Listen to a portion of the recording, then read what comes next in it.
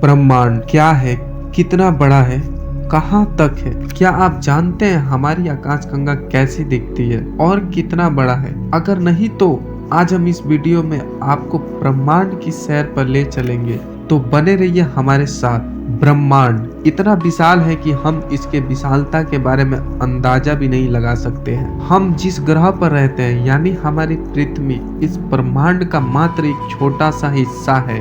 यहाँ तक कि हमारा सौर मंडल जिसमें सूर्य है, ग्रह और उपग्रह तथा उल्काएं शामिल है, यह भी एक बड़ी प्रणाली का छोटा सा भाग है जिसे हम आकाशगंगा कहते हैं। एक आकाशगंगा कई लाख सितारों से बनी होती है, जिसमें बहुत से हमारे सूर्य से भी कई बड़े ग्रह हो सकते हैं और उनकी अपनी सौर प्रणाली हो सकती है। जिन सितारों को हम देखते हैं उसे आकाशगंगा कहते हैं। वे सभी सितारे ही होते हैं। वे इतने अधिक दूर है कि मील की बजाय उनकी दूरी को हम प्रकाश वर्षों में मापते हैं। प्रकाश लगभग 3 करोड़ किलोमीटर प्रति सेकंड की रफ्तार से चलता है। प्रकाश एक साल में जितनी दूरी तय करता है उसे हम एक प्रकाश वर्ष कहते हैं। प्रकाश प्रति वर्ष लगभग 60 खरब मील की रफ्तार से सफर करता है। हमारे आकाशगंगा की चौड़ाई 1 लाख प्रकाश वर्ष है, लेकिन हमारी आकाशगंगा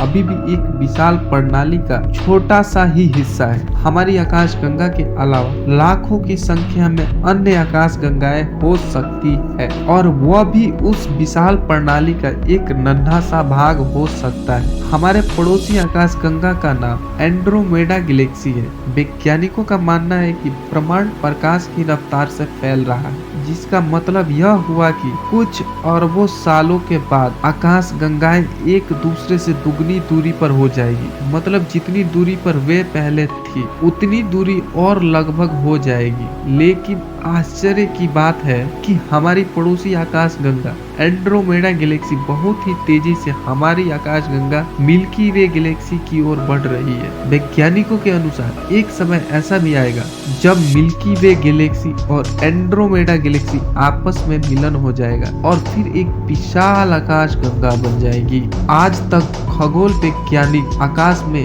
88 तारामंडलों की पहचान कर पाए। इनमें से कुछ तारामंडलों को तो वैज्ञानिक उपकरणों का नाम दिया गया है। अब यह तारामंडल क्या है, किसे कहते हैं, मैं अभी तारामंडल के बारे में शॉर्ट में समझाऊंगा।